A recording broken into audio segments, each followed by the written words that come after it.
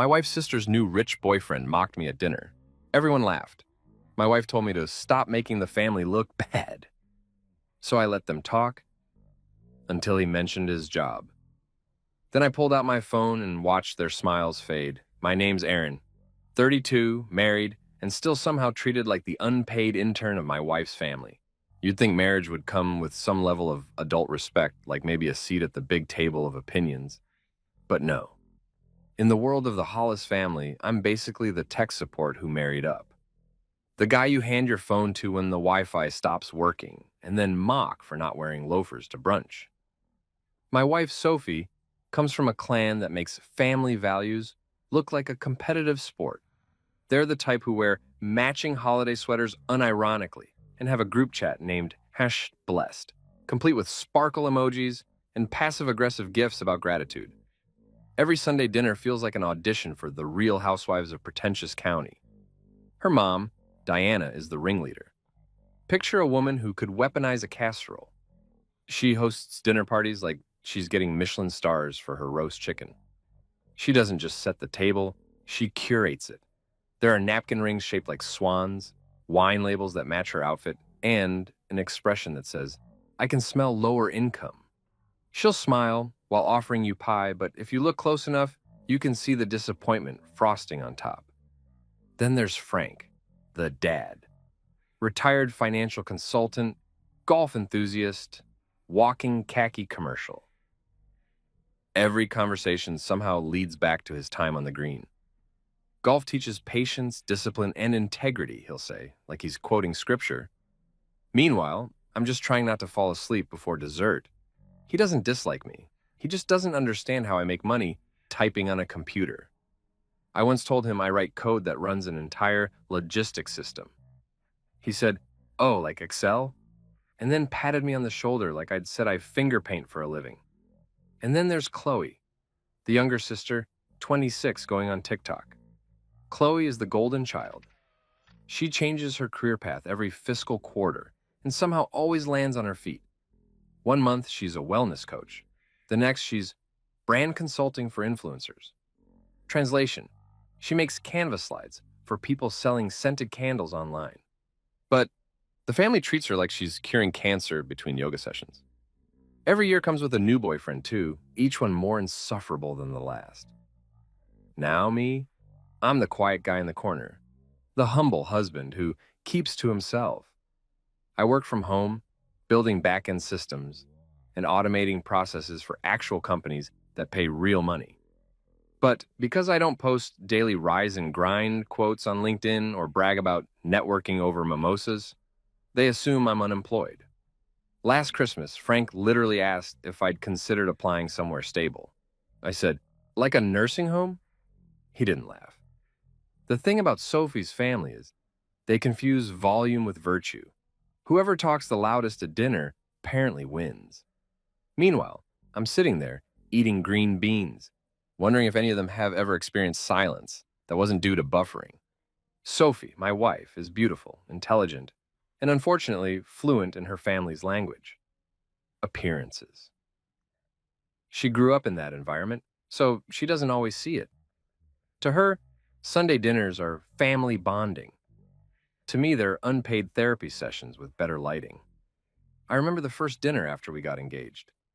Diana toasted to family expansion like she was merging companies. She gave Sophie a diamond bracelet and handed me a framed photo of the family from 2004. No joke, no welcome, no, "we're glad you're here," just, "here's what you're marrying into, don't mess it up." They see Sophie as their crown jewel, and I'm the guy who somehow snuck past security. Diana once introduced me to her friend at a charity auction by saying, "This is Aaron, he's in computers," like I was a middle schooler doing a science fair project. The woman smiled, patted my arm, and said, "Good for you, dear." Good for me. Like I'd just learned to tie my shoes. At these dinners, everyone performs. It's not about eating, it's about being seen eating. Chloe talks about her career moves in that influencer voice. Frank talks about golf and the market. Diana talks about how everything runs better when she's in charge. And Sophie plays mediator, laughing at everyone's jokes like she's the human version of a mood stabilizer. Me? I smile, sip wine, and mentally code an app that could auto-generate small talk. Work been good, Aaron? Frank asks every time, as if one day I'll say, nope, got fired again for being too humble. Yeah, busy as ever, I'll reply. He nods. That's good. You know, there's something to be said for consistency. I've been with my firm 25 years before retirement. Yeah, I've been with JavaScript 15 years, I say. He blinks. Is that a company? No, Frank, it's a lifestyle. And then Diana jumps in. Sophie says you work from home. That must be so nice, getting to, take breaks whenever you want. Sure, I say. Between the 6-hour coding sessions and client calls that start at 2 a.m. London time, I get tons of free time. She tilts her head, smiles that tight, I don't believe you, smile. Well, at least you get to be around Sophie more. Yeah, I say. That's the dream. Watching her work emails instead of watching sunsets. The first time I tried being honest, really honest, at one of these dinners, it went nuclear. Diana had asked if I thought Chloe's new skincare line idea was viable. I said, if her business plan involves selfies and affirmations, sure. You'd think I'd cursed in church. Sophie kicked me under the table so hard my shin bruised. Now I play the quiet game. Because in that family, speaking truth is like lighting a candle in a gas leak. You might make the room prettier for 2 seconds before it explodes. Last Thanksgiving, I sat between Frank and Diana. Not the best seat, but Sophie said it'd balance the energy. I think she meant isolate the sarcasm. Frank spent half the meal explaining to me how golf reflects life. It's about strategy, Aaron, he said, carving turkey like it owed him money. You can't just hit the ball and hope. It's all about planning your swing. Totally, I replied. Just like marriage. You plan your swing and hope you don't end up in the rough. He didn't get it. Sophie elbowed me again. Across the table, Chloe was filming her plate for Instagram. Grateful for family and abundance, she said, while Diana corrected her angle because the mashed potatoes look flat. Frank was complaining that someone moved his putter last weekend. Sophie kept checking her phone under the table, probably texting me smile more. And me? I was just praying for dessert or divine intervention. At one point, Diana turned to me and said, You know, Aaron, you're such a quiet presence in this family. I smiled. That's my strategy. It makes people miss me faster. She blinked. Oh, how interesting. Yeah, I said. It's like fasting, but for conversation. After dinner, everyone migrated to the living room for family reflection. That's their term for post-meal gossip hour. I sat on the couch while Chloe showed off her latest boyfriend's yacht pictures, Diana bragged about hosting next month's charity gala, and Frank started a PowerPoint-level monologue about inflation. I zoned out halfway through thinking about my latest project. I was developing a predictive algorithm for retail inventory management, something big firms were already sniffing around to license. But in that house, mentioning tech is like admitting you believe in witchcraft. So when Diana asked, What are you working on these days, Aaron? I paused, then said, Just a little thing called staying sane. She laughed politely. You're so witty, she said, which is rich considering she once called sarcasm a poor man's humor. Sophie, bless her, tries to bridge the gap. She'll squeeze my hand under the table, whisper, just smile, and later tell me, you know they mean well. I always want to ask, do they, or do they just mean control? But marriage, as I've learned, is part diplomacy, part survival. So I play along. I show up to their dinners, bring decent wine, compliment Diana's cooking. Is this rosemary or vengeance I taste? And nod, while Frank redefines the stock market as a morality play. I even helped Chloe with her website once. Set it up, hosted it, made it look professional. She thanked me publicly on Instagram with the caption, Shout out to my brother-in-law for doing tech things. Tech things. I spent 16 hours coding her e-commerce platform, but sure, tech things. At the end of the day, I know who I am. I don't need validation from the family of perfects. I'm not flashy, I'm not loud, and I don't measure worth by square footage or followers. But I also know one thing. They underestimate me. Constantly.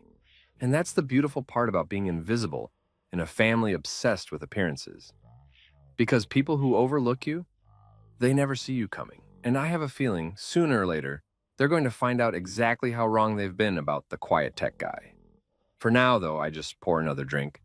smile through another round of small talk, and think, if perfection had a zip code, this house would be under federal surveillance. The thing about Sophie's family is they treat new boyfriends like seasonal decorations. Every few months, someone new gets placed at the dinner table, polished, admired, and then quietly replaced after a conscious uncoupling post on Instagram. So, when Chloe announced she was bringing someone new to dinner, I didn't even blink. I just asked, what's his name and how long until he needs therapy? Sophie didn't appreciate the sarcasm. Can you please be nice this time, Aaron? She said, brushing her hair in the bathroom mirror like we were going to meet the Pope. Nice? I'm always nice, I said, pulling on a clean shirt. I'm practically the Dalai Lama with Wi-Fi. She gave me that look, the one that says, you're about to ruin my family's image again. You know what I mean? Last time you asked Chloe's boyfriend if he had an actual job or just an Etsy page. To be fair, yeah, I said. His business was literally called Manifest Money. I thought it was satire. This one's different, she said, slipping on her earrings. He's in finance. Of course he is, I muttered. A Chloe classic. Nothing says stability like a guy who says liquidity 3 times before dessert. When I heard his name, Brandon, I could already picture him. There's a certain kind of confidence that comes with a name like Brandon. You can't be humble with it. Every Brandon I've ever met smells like cologne and entitlement. They're the type who think reading Rich Dad, Poor Dad counts as an MBA. We pulled up to Diana's house at 6:04 p.m. sharp. Any later and she'd act like we'd committed war crimes. Sure enough, she opened the door wearing pearls and a frown. You're late. 4 minutes. I said. Yeah, she replied. That's late. Inside, the house smelled like money and self-righteousness. The dining room sparkled with more crystal than a Vegas gift shop. And there he was, Brandon, the man, the myth, the inevitable disappointment. He stood up to greet us, tanned like he lived on a yacht, hair slicked so tight it looked waterproof. His suit was navy blue and probably screamed tailored in Milan, if you listened closely enough. When he smiled, I swear I heard a stock market bell ring. Aaron, my man, he said, reaching out for a handshake that could have been used in hostage negotiations. I've heard so much about you. None of it true, I hope, I said, gripping his hand just enough to remind him I'm not made of tofu. He laughed, loud, performative, the kind that demands attention. Sophie tells me you're a tech guy. Love that. Gotta love innovation, man. I'm in finance myself, hedge fund stuff, portfolio optimization, all that jazz. Ah, yes, finance jazz. The favorite song of every man who thinks Excel is an art form. Diana beamed. Isn't that wonderful? Finally, someone who understands business. Yeah, I said, finally. Sophie gave me the warning tap under the table, the marital Morse code for behave. I smiled, the kind of smile that makes dentists rich. Chloe appeared behind him, glowing like a light bulb that runs on validation. Isn't he amazing? She said, looping her arm through his. He's working on this big project with international investors. Sounds stressful, I said. International investors are tough. I mean, imagine having to Google every currency symbol. He laughed again, missing the sarcasm by a mile. You're funny, man. We need guys like you in finance. Keeps the energy light. Oh, buddy. You wouldn't survive one Slack thread with me. Dinner started. Same old family choreography. Diana asking about everyone's lives like an FBI agent. Frank blessing the food as if it were a quarterly report. And Chloe performing her relationship like it came with sponsorship deals. So Brandon, Frank said, cutting into his steak, tell us about this hedge fund of yours. Brandon leaned back, all confidence and buzzwords. Well, we specialize in diversified asset management, leveraging predictive analytics to optimize cross-sectoral liquidity exposure. Even Frank paused mid-chew. So, stocks? Brandon grinned. Stocks, crypto, futures, private equity, we do it all. We're disrupting traditional models. There it was, disrupting. The word every fake entrepreneur uses when they can't explain what they actually do. That's impressive, Diana said, her eyes glittering like she just saw her daughter marry a Fortune 500 CEO. Thank you, ma'am, he said. We're expanding aggressively. It's all about mindset. You have to believe in your success. Sophie mouthed at me, don't, but I did. So Brandon, I said, when you say believe in your success, is that before or after paying taxes? The table chuckled nervously. Brandon didn't. Ha! Funny. But I pay plenty of taxes, man. Comes with making real money. Diana's smile twitched.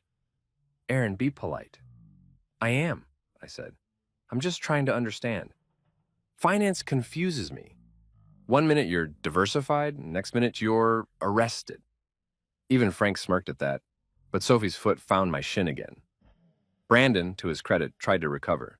Nah, we're legit. I've got clients from all over. Even worked with a few big tech startups. Maybe we'll collaborate someday. Maybe, I said, sipping my wine. But you should know, I charge in actual currency, not vibes. He blinked. Chloe rushed in to rescue him. Anyway, we met at a leadership conference. He was giving a talk about wealth psychology. Wow, I said. A talk about money from someone who has it. Groundbreaking. Diana changed the topic faster than a PR firm on Scandal Day. Aaron, how's your work going? Oh, fine, I said. Just finished integrating a cloud-based logistics system for a retail chain. Brandon nodded like he understood a single word. That's cool. So, you're like an IT guy? I smiled. Sure, and you're like a banker? Technically investor? Technically, okay. He kept going. You know, man, you should really consider pivoting into finance. You've got a good head on your shoulders. Tech is great and all, but finance, that's where the real money's at. I'm doing fine, I said. He waved his fork. I mean, sure, but there's fine and then there's thriving. Men like us should always be pushing for more. You can't settle. Totally, I said. That's why I married Sophie instead of her sister. The table went silent for a beat. Then Frank coughed into his napkin, pretending it was allergies. Brandon chuckled nervously. You've got jokes, huh? I'm a software engineer, Brandon. Debugging people is part of my skill set. He didn't laugh this time. He just smirked. The kind of smirk that says he thinks he's winning. You know, tech's fine for now, but real power's in finance. That's where decisions get made. Good to know, I said. When I build the software that replaces your job, I'll remember to be gentle. Sophie's hand clamped down on my thigh like a seatbelt in turbulence. Diana cleared her throat. Dessert, anyone? Please, Sophie said, probably as a prayer. As Diana went to fetch the pie, Brandon leaned toward me. I like you, Aaron. You remind me of my interns. Thanks, I said. You remind me of pop-up ads. He laughed, again thinking we were bonding. Man, you've got spirit. You do great under me. Yeah, I said, that's not happening. When dessert hit the table, Brandon launched into another monologue about discipline and mental frameworks for success. He even quoted Elon Musk twice. I considered faking a seizure just to end it. Then came the punchline. He started a story about a guy who tried to make it in tech. Dude built some software, he said, waving his fork like a preacher. Made $5 and thought he was the next Zuckerberg. That's the problem with tech guys. They live in fantasy land. You can't code your way to financial literacy. Everyone laughed. Everyone but me. Sophie's laugh came out forced, like she was trying to sound lighthearted. Even Diana chuckled. Frank shook his head like it was wisdom. Brandon looked right at me. You ever try something like that, Aaron? You seem like a tech guy. I smiled, polite and deadly. Once, made $7. Inflation, you know. Frank gave a pity chuckle. Diana forced a smile. Sophie shot me her please behave face. Brandon smirked. Well, hey, at least you've got a fallback. I know a guy who teaches coding to high schoolers. Maybe he can get you in. The table erupted in laughter again. I laughed too, quietly, slowly, because what they didn't know was that I just signed a 6-figure contract with a global firm that his company was trying to impress. Sometimes silence isn't surrender, it's strategy. I raised my glass. To thriving, I said. Brandon clinked his glass with mine, grinning like a man who didn't realize he'd just walked into his own punchline. And as everyone returned to talking about success and image, I sat back, sipped my wine, and thought, same old story. Another boyfriend, another performance. But this time, I wasn't just the quiet one in the corner. I was the guy holding the secret ending. There are 3 kinds of text messages in life: the good, the bad, and the ones that ruin your weekend before you even finish your coffee. My mother-in-law's messages always fall in the 3rd category. So when my phone buzzed at 9 a.m. that Friday with dinner Sunday, 6 p.m. no, dress nice, No emoji, no greeting, just an order. It felt less like an invitation and more like a court summons. I showed Sophie the message across the kitchen table. She was sipping her oat milk latte like it contained moral superiority. Maybe we should skip it, I said. We went last month. I'm pretty sure we've met our quarterly family obligation quota. She didn't even look up from her phone. My mom will think you're avoiding her. I stared at her. That's because I am avoiding her. Sophie sighed the way women sigh when they've accepted lifelong disappointment. Aaron, please, it's just dinner. You make it sound like a colonoscopy. At least those come with anesthesia. She rolled her eyes. We'll go. You'll be polite. No jokes about golf, no sarcasm about Chloe's boyfriend, and no commentary on the family group chat. I saluted her with my coffee mug. Yes, ma'am, I'll be a model citizen. Mr. Rogers with Wi-Fi. By Sunday evening, I was already regretting my life choices.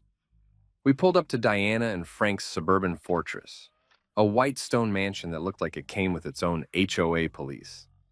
The lawn was so perfectly trimmed, it could have been a hostage situation for grass blades. As we walked up the steps, I felt the same sense of dread soldiers must feel before battle, only my war involved salad forks and passive aggression. Diana opened the door wearing a pearl necklace, a cashmere sweater, and enough perfume to trigger fire alarms. Oh, you made it, she said, smiling like she'd just caught a raccoon rummaging through her recycling bin. Traffic was light, I said. She stepped aside. Take off your shoes, I just had the floors waxed. Right. God forbid my inferior middle-class souls scuff the sanctified marble.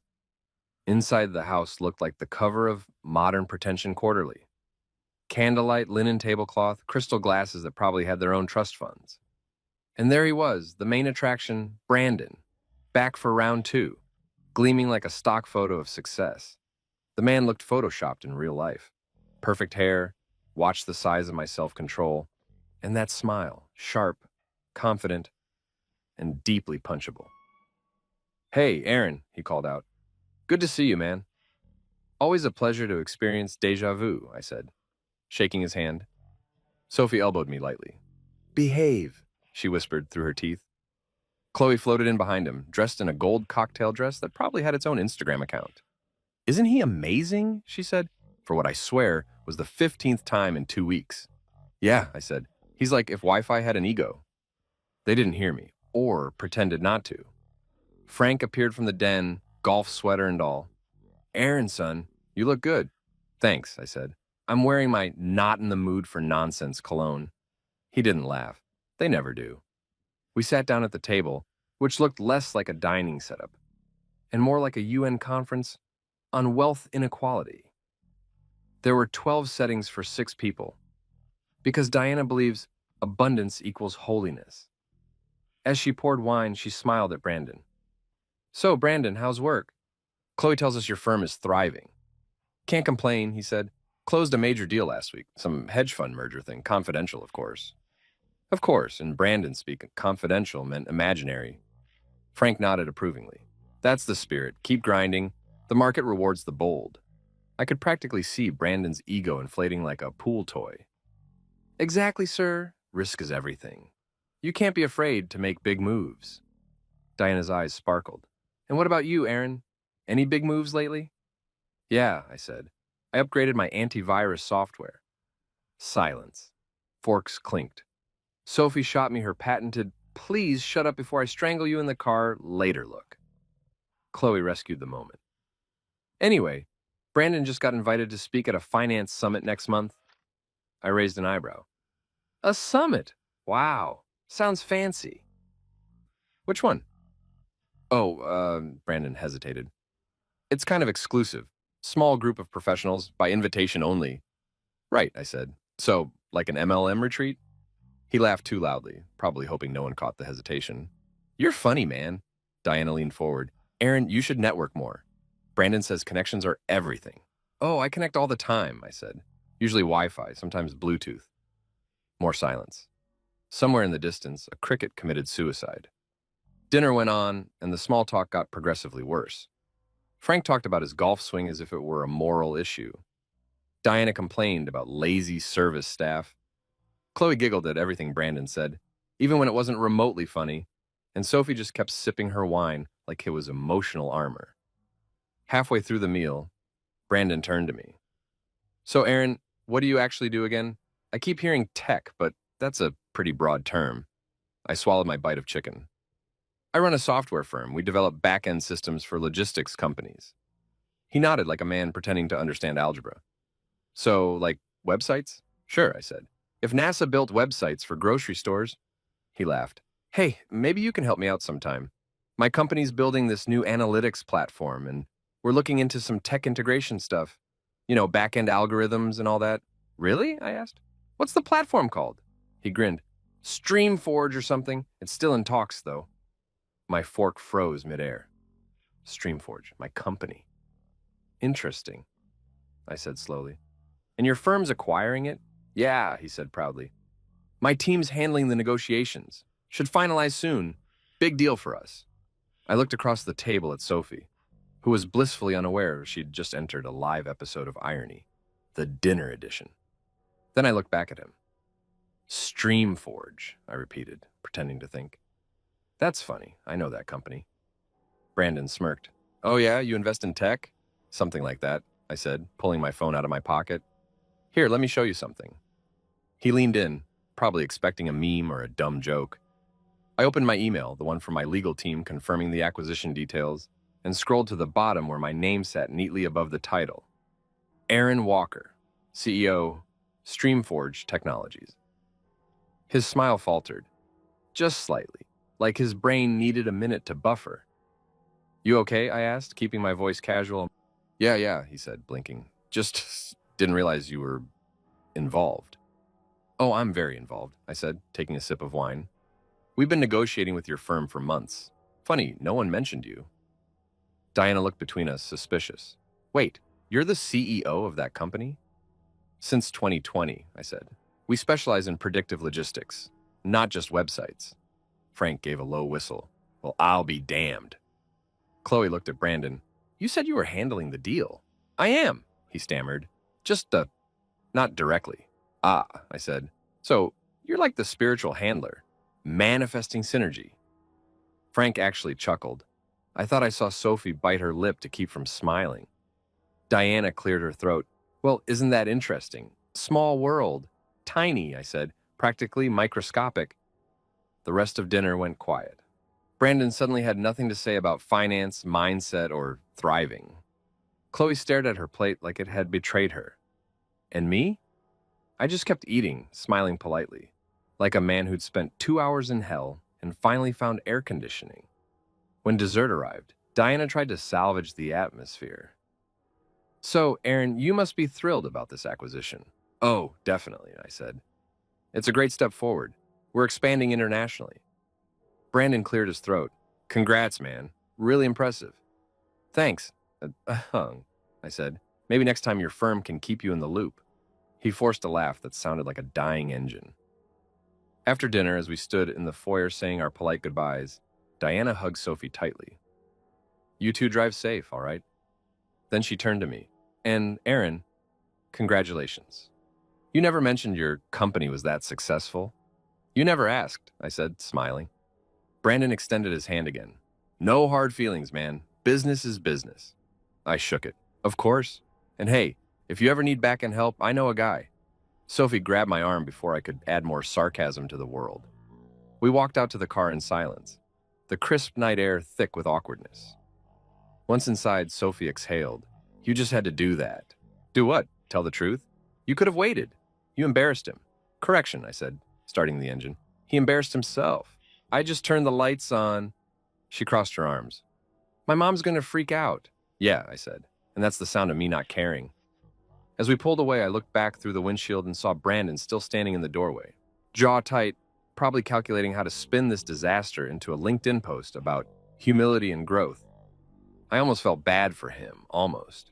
But then I remembered every smug smirk, every real job comment, every lecture about success. And suddenly the wine tasted sweeter. The Hollis family always preached about knowing your worth. Tonight, they finally learned mine. And this was only the appetizer. If there's one thing I've learned about the Hollis family, it's that they treat humiliation like it's a team sport. They don't need referees, just a dinner table, a bottle of wine, and someone to sacrifice. Spoiler alert, that someone is always me. We were back at Diana's the following weekend because apparently family bonding is code for weekly emotional dodgeball. The moment we walked in, I could already tell it was going to be a long night. The smell of rosemary chicken hit me like deja vu. Same food, same decor, same tension disguised as hospitality. I half expected Diana to hand me a name tag that said designated punching bag. Brandon was there, of course, because life doesn't love me that much. The man had recovered surprisingly fast from last week's ego demolition. Either that, or he was too dense to realize he'd been metaphorically stripped naked in front of everyone. He greeted me with that same slick smile. "Aaron, my man," he said, as if nothing had happened. "Good to see you again." "Brandon," I said, "you're like a sequel no one asked for." Sophie's fingers dug into my arm. "Be nice," she whispered. "Mom's already tense." "She's always tense," I muttered.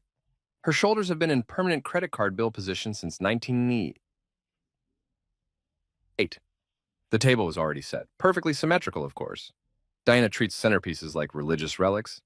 Tonight's theme was rustic autumn glamour, which meant pumpkins that cost more than my car insurance. Frank sat at the head of the table, carving something like he was auditioning for a Ginsu commercial. Chloe hovered near Brandon, glowing with that mix of infatuation and delusion that only people dating con artists have.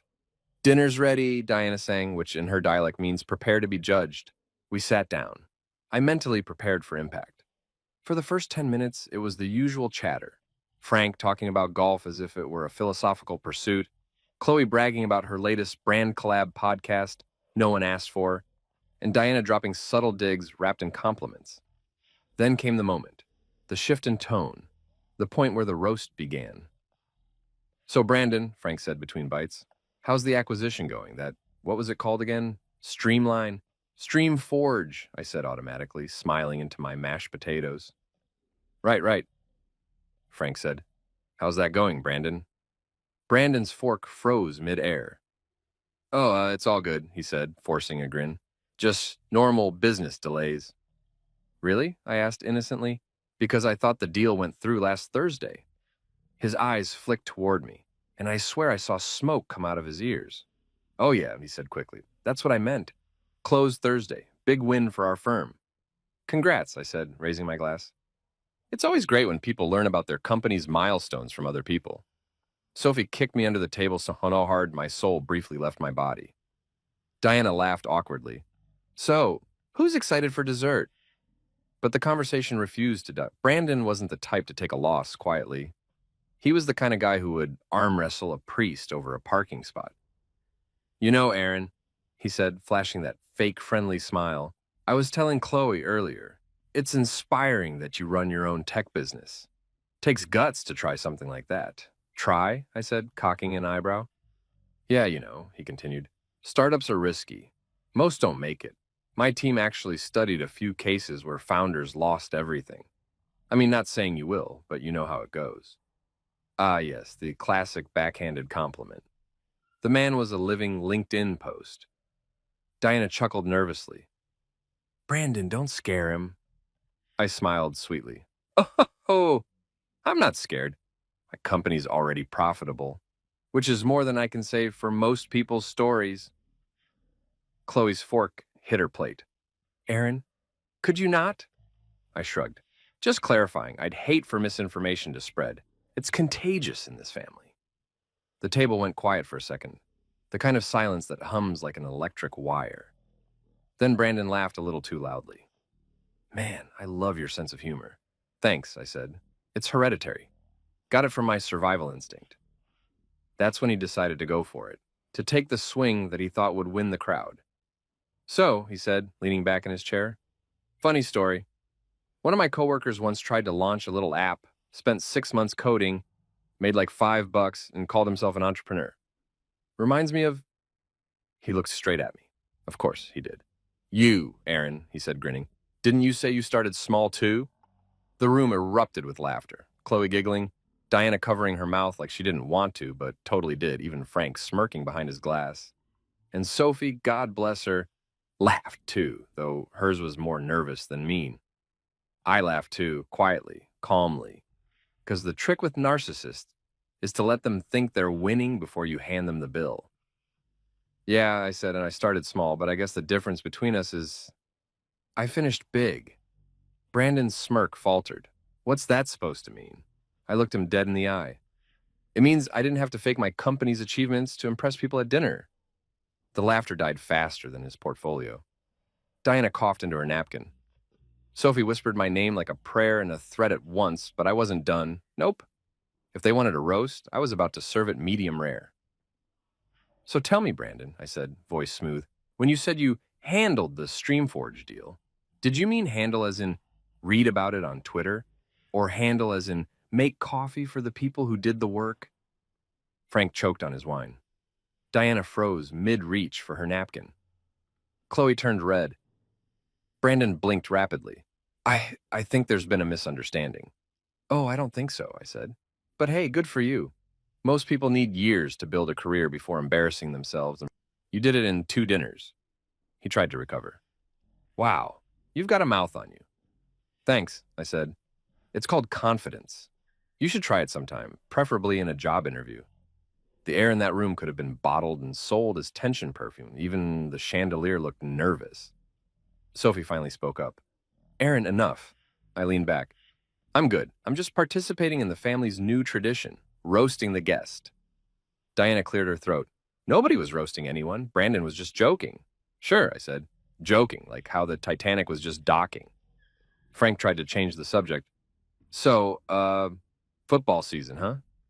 Nobody bit. Chloe stood abruptly. I think we're done here. Brandon followed her, muttering something about unprofessional behavior. The front door slammed like punctuation. Silence. Then Diana said it. The sentence I knew was coming, delivered with the precision of a guillotine. Aaron, that was incredibly rude. Was it? I said. Because I thought honesty was a virtue around here. You know, family values and all that. You embarrassed him, she said. He embarrassed himself, I replied. I just didn't cover for him. Sophie was staring at me, torn between pride and fury. You could have been nicer. I could have, I said, but then he might have thought I respected him. Diana sighed dramatically. You don't understand what it means to maintain social grace. No, I said, standing up. I just understand what it means not to worship frauds. Frank looked at me and cracked the faintest grin. He was kind of full of it. Frank, Diana snapped. What? He was, Frank said. Man talked more buzzwords than CNBC. For the first time in my life, I actually liked the guy. We wrapped up dinner early. Diana didn't even offer dessert, which in her world was the equivalent of being excommunicated. As Sophie and I put on our coats, she whispered, You couldn't just let it go, could you? Nope, I said. Letting things go is for yoga instructors and guilty politicians. On the drive home, she didn't say much. The silence wasn't angry, it was tired. Finally, she said, You didn't have to humiliate him. I glanced at her. You think I humiliated him. I think I prevented him from humiliating me again. Tomato. She shook her head but didn't argue. Probably because deep down she knew I was right. Back home, I poured myself a drink and sat in the dark living room, replaying the dinner in my head. Normally, I'd feel guilty after something like that, like I'd crossed a line, but not tonight. Tonight, it felt justified. For years, I'd played the role of the quiet guy, the one who laughed off the insults, smiled through the shade, and took the moral high ground, while everyone else tap-danced on my patience. But somewhere between the second glass of wine and Brandon's last smirk, something snapped. Maybe it was pride. Maybe it was self-respect. Maybe it was the cumulative effect of being everyone's punchline. Either way, it felt good to fire back for once. My phone buzzed. A text from Frank. Next time, leave a little for the rest of us. That was brutal. Golf next week? I grinned. Maybe the night hadn't been a total loss.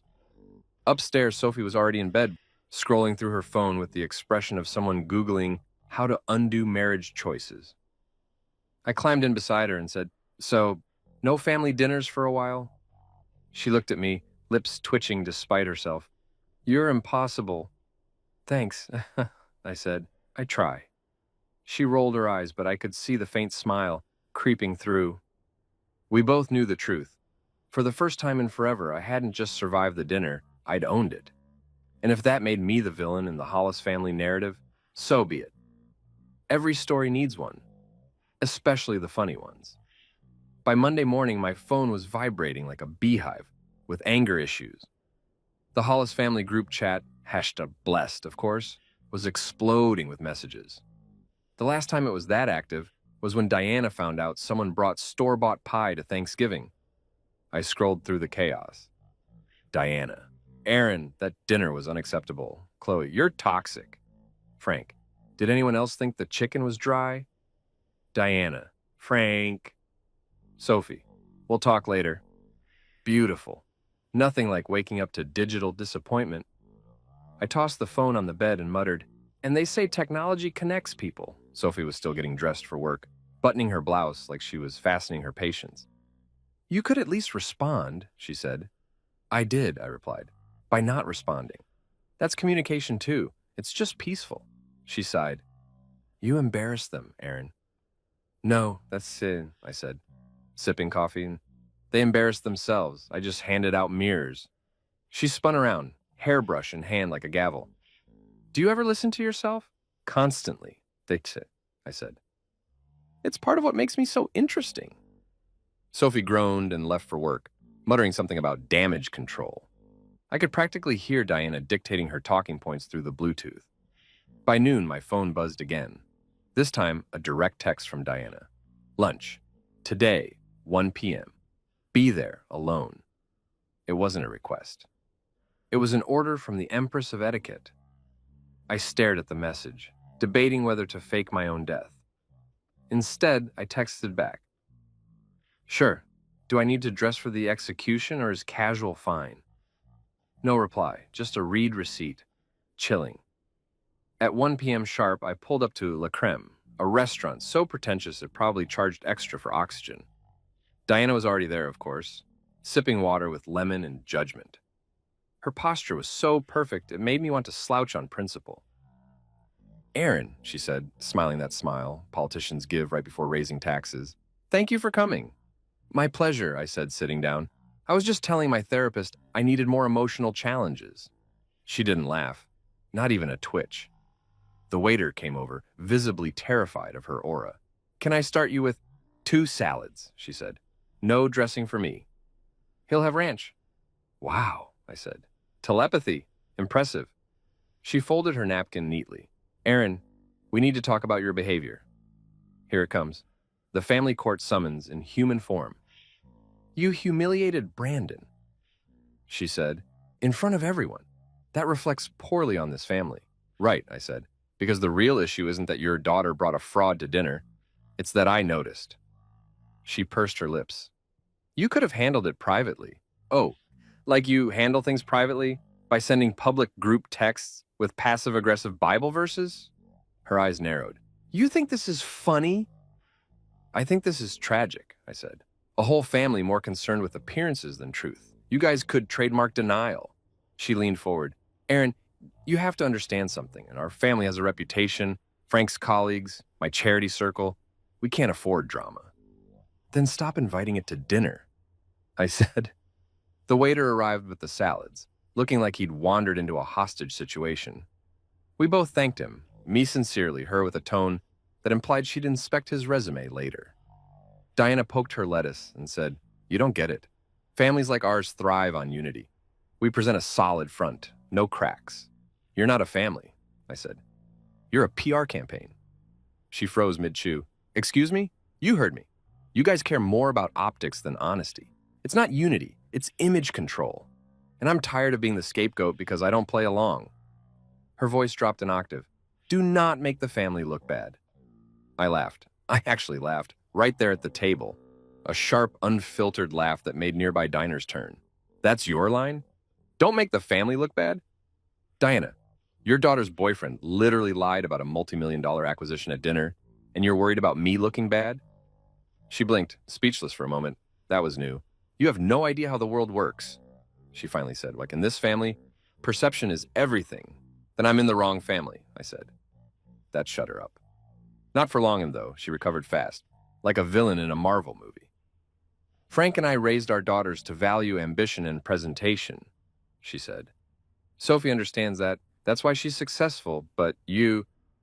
She waved her hand as if gesturing at a broken appliance. You seem determined to drag her down. I stared at her. You mean she's successful because she married someone who doesn't need to perform for your approval? Because she works hard, Diana snapped. She didn't marry a man who hides behind computers all day. Ah, there it was. The final boss of mother-in-law insults. I smiled. You're right, I don't work hard. I just run a company people like your fake son-in-law pretend to work for. Her nostrils flared like Wi-Fi signals. You think sarcasm makes you clever? No, I said, but it makes this lunch bearable. She exhaled sharply. You're impossible. Do you ever consider how your behavior affects Sophie? She's mortified. Really? Because she hasn't said that to me. In fact, she's mostly said, Aaron, please pass the salt. And Aaron, don't crash the car while thinking about setting my mom's curtains on fire. Diana slammed her fork down. You are disrespectful. And you are allergic to accountability, I said. We all have conditions. For a second, I thought she might actually throw the salad at me, but she didn't. She straightened her back, the royal composure returning like armor. You're lucky Sophie loves you. Otherwise, I'd tell her to reconsider this marriage. I leaned forward, smiling sweetly. You're welcome to try, but I think she'd rather divorce the family than me. The look on her face? Priceless. Like I'd just told her brunch was canceled forever. The rest of the lunch was silent, minus the sound of tension chewing. When the check came, I reached for it, but she beat me to it, slapping her card down like a mic drop. I'll pay, she said. You can't afford the cost of this conversation. Oh, I can afford it, I said. I just don't like tipping for emotional manipulation. She signed the receipt with flair and stood up. I hope you'll think about what I said. I will, I said, right after my nap. She walked off, heels clicking like a closing argument. I finished my ranch-soaked salad in peace.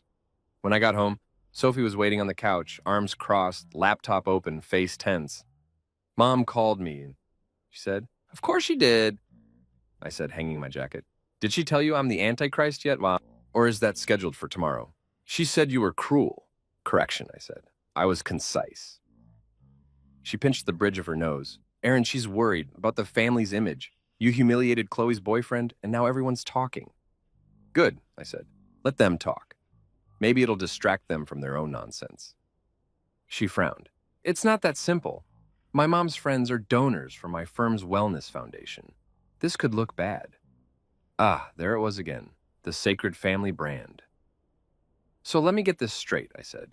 I expose a liar, protect your sister from getting scammed, and I'm the one making the family look bad? She hesitated. It's not about who's right, it's about optics. I stared at her. Wow, you really are your mother's daughter. That one hit, I could see it land. She looked away, arms folding tighter. I didn't mean, I started. No, she said quietly. You did. We sat in silence, the kind that fills the room like fog, thick and uncomfortable. Finally, she said, You can't keep fighting them like this. I'm not fighting them, I said. I'm defending myself. There's a difference. You think every dinner needs to be a battlefield, she said. No, I said, but they keep bringing the cannons. She sighed, softer now. I just wish you'd let things go sometimes. I wish they'd stop giving me things to hold. We looked at each other for a long moment. Two people who loved each other, but spoke completely different dialects of sanity. I'll fix it, she said finally. You can't fix it, I said, because it's not broken. It's just real. And they can't stand real. She didn't reply. She just closed her laptop and went upstairs. I sat there alone, scrolling through my phone until I found something that made me smile. A text from Frank. You're not wrong, just bad at delivery. Next golf game's on me. I chuckled. At least one Hollis had taste. Before bed, Sophie reappeared at the doorway. Promise me one thing, she said. What's that? Next time we see them, try not to make the family look bad. I grinned. Deal. I'll make them look honest instead. She rolled her eyes, but her lips twitched. Good night, Aaron. Good night, Mrs. PR Damage Control. She laughed despite herself. And as she turned off the light, I thought, funny thing about people obsessed with image, they never realize the truth doesn't ruin reputations. It just reveals them. I used to think change comes slowly, like rust creeping up on metal or your favorite jeans getting too tight over the years. Turns out, sometimes it just walks into dinner wearing an overpriced watch and a fake resume. After that lunch with Diana, I told myself I'd play it cool for a while. Lay low, let the Hollis PR storm pass. But life had other plans, it always does. Because a week later, Sophie got a family dinner reminder text from her mom. Again? I asked, glancing up from my laptop. Didn't we just survive one? She grimaced. She said it's important. Apparently, there's an announcement. Let me guess, I said. Chloe's launching another business? Essential oils for emotionally unavailable people? Sophie didn't laugh. Please, don't start. I'm not starting, I said. I'm just mentally preparing. Like soldiers do before battle. She sighed, shutting her laptop. Just promise me, no fireworks this time. I don't have the energy to referee another argument. Promise, I said, holding up a hand. No sarcasm, no confrontations. I'll be zen, like a Buddhist monk in a tech hoodie. Of course, that promise lasted exactly 40 minutes. When we arrived, the Hollis house looked suspiciously cheerful. Candles, music, wine already poured. That's never a good sign. It's what they call ambiance right before an emotional ambush. Ah, you're here, Diana chirped, kissing Sophie on the cheek and offering me the world's tightest smile. Aaron, so lovely to see you. You too, I said. I've missed our constructive conversations about how I ruin family dinners. She blinked. Excuse me? Nothing, I said. Nice chandelier.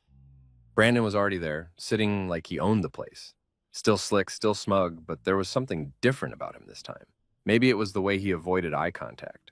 Or maybe it was the subtle panic vibe radiating off him like cheap cologne. Chloe was glued to his side, scrolling through her phone like it held her self-worth. Frank poured himself a drink the size of my confidence. Let's eat, he said. Before the chicken gets cold, we sat. And for about 5 peaceful minutes, things were almost normal, if you ignore Diana's twitch every time I picked up my fork. So Brandon, Frank said between bites, you were saying something about your company expanding. Brandon perked up like a man auditioning for redemption. Yes, big things happening.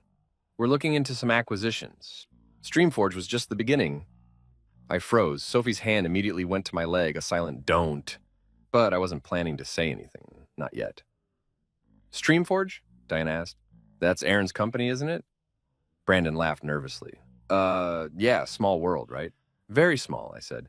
Microscopic, even. He cleared his throat. Anyway, we're targeting a few other tech startups, diversifying our portfolio.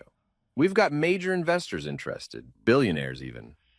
I smiled into my wine glass. Oh, which ones? Bezos, Musk, the Monopoly man?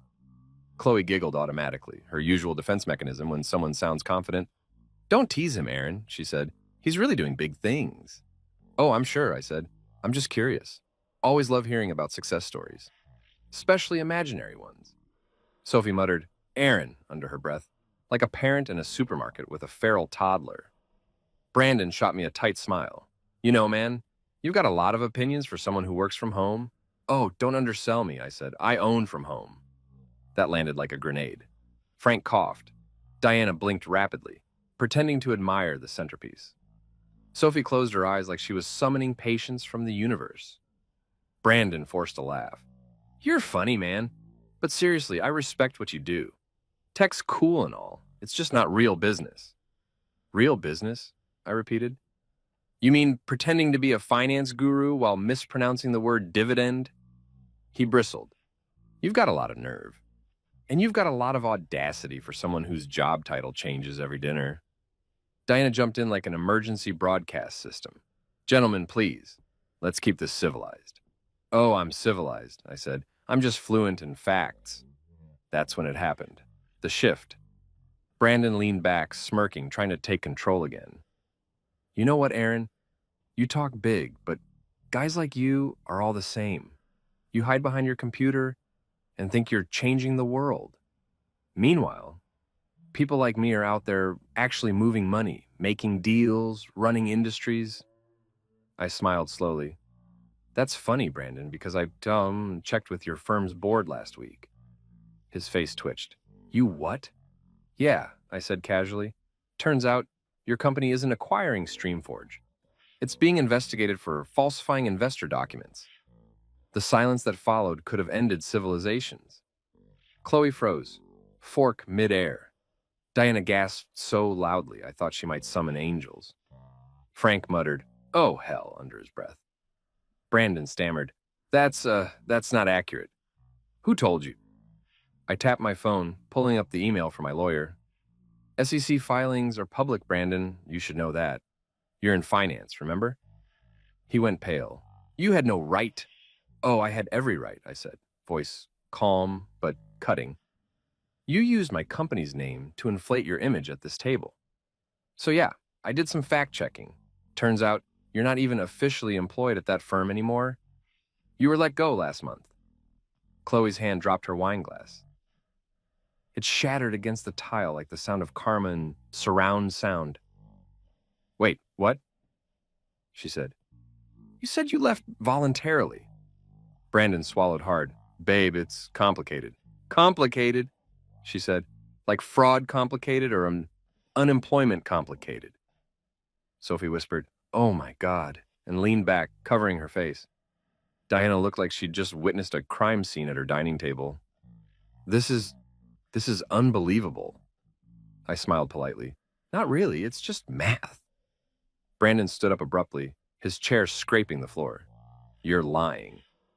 "I'm literally showing you the documents," I said, turning my phone toward him. "You can't fake a termination notice unless you're also bad at Photoshop, which you probably are." He glared at me. "You think you're better than me? Statistically? Tonight? Yeah." Frank actually snorted, loudly. Diana smacked his arm. Chloe was shaking now, tears pooling in her eyes. "You told me you were going to buy a house. You said you had investors." "Babe, I was going to tell you," Brandon said, reaching for her hand. She pulled back. "Don't babe me. You lied to everyone." Diana stood up, gripping the back of her chair. "Get out of my house." Brandon blinked. "Diana, come on." "Now," she snapped, "before I call security." And yes, we have security, because this is a real home, not an Instagram backdrop. He hesitated, looked at Chloe again, then grabbed his jacket and stormed out. The front door slammed so hard one of Diana's fancy sconces rattled. And then, silence. Sweet, golden, cinematic silence. I took a slow sip of wine, savoring the flavor of poetic justice. Chloe sat there stunned. "He lied to me." Sophie reached over, rubbing her back gently. "I'm sorry, Chloe." Diana was pacing, muttering to herself about the reputations and screening procedures. Frank just leaned back in his chair, looking oddly satisfied. Finally, Diana turned to me. "You couldn't have done that privately?" I raised an eyebrow. "Oh, you mean like how Brandon publicly insulted me in this exact room multiple times?" She blinked, lips tight. "Still, there's a time and a place." "This was the time," I said, "and your table was definitely the place." Sophie gave me the Aaron, "Stop talking before I divorce you" look. So I sat back and stayed quiet, for once. After a while, Chloe wiped her eyes and said softly, "Thank you, Aaron." I looked at her, surprised. For what? For telling the truth, even if it sucked. I nodded. Truth usually does. We finished dinner in awkward silence. No one mentioned dessert. Diana didn't even offer coffee, which I'm pretty sure is her version of cutting someone out of the will. On the drive home, Sophie didn't speak for 10 minutes. I didn't push it. Finally, she said, "You really had to go nuclear, huh?" "Technically," I said, "it was a precision strike." She sighed but smiled faintly. "You know, for someone who claims to hate drama, you create a lot of it." "I don't create it," I said. "I just reply to it in high definition." She laughed quietly. "You're impossible." "Yeah," I said, "but at least I'm honest." She looked at me then, really looked, and nodded. "You are, and that's kind of what I love about you." I grinned. "Careful, that sounds dangerously like a compliment." "Don't get used to it," she said. By the time we got home, the adrenaline had faded, replaced by something quieter, relief maybe, or clarity. The kind that comes when the truth finally kicks the door in and sits down at the table you've been pretending is fine. Lying in bed later, Sophie said, "You know this isn't over, right? Mom's going to call tomorrow."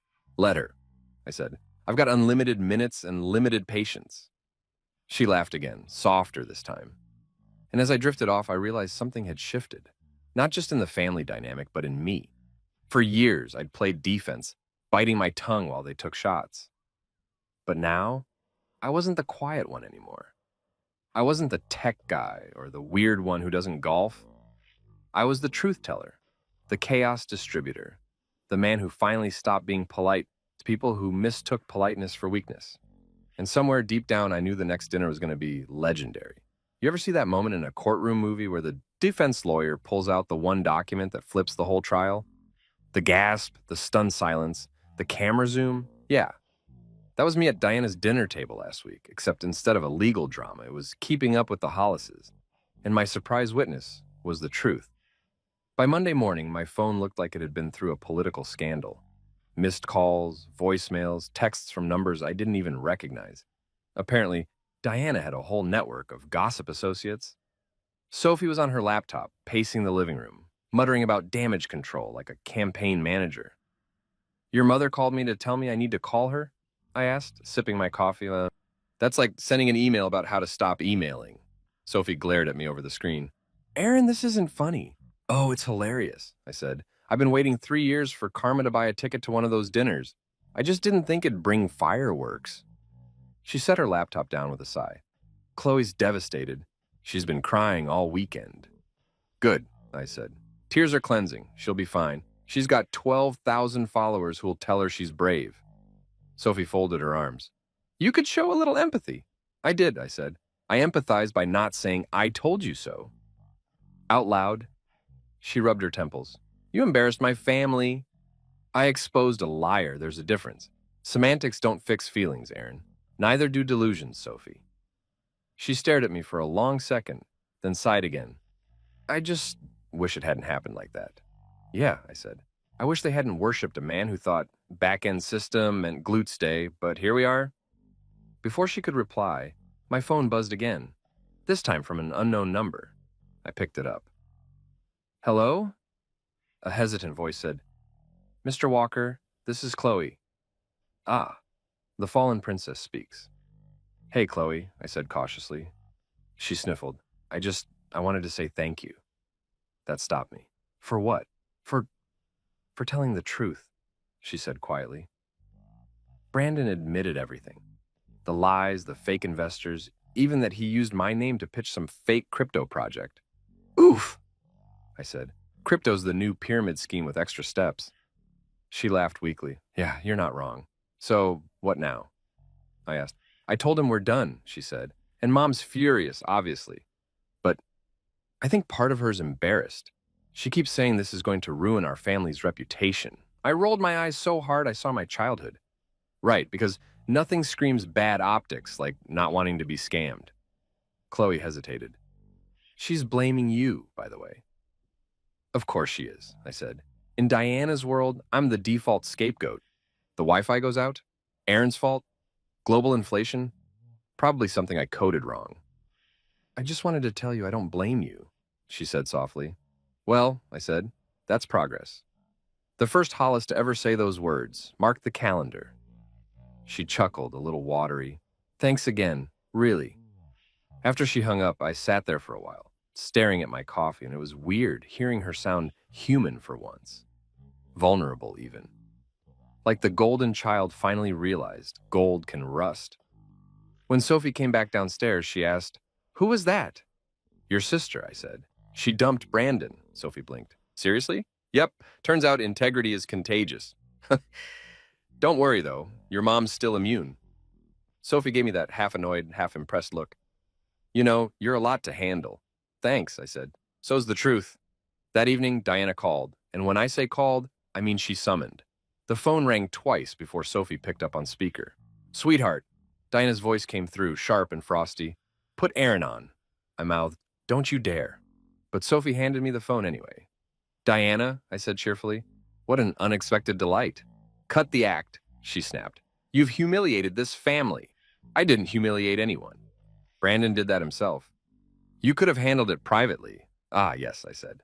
"Like how he publicly called me unemployed, or how Chloe laughed at his jokes while I got to be the dinner clown." "Watch your tone." "Can't, it's automatic." She sighed heavily. "You don't understand what you've done. People talk, Aaron. Word travels. This kind of scandal reflects on all of us." "Diana," I said, "your family's idea of reputation is a glass chandelier, fragile, expensive, and one loud truth away from shattering." Sophie buried her face in a pillow. There was a pause on the line. Then Diana said coldly, "You're an ungrateful man." And you're welcome for the reality check, I said, and hung up. Sophie sat up.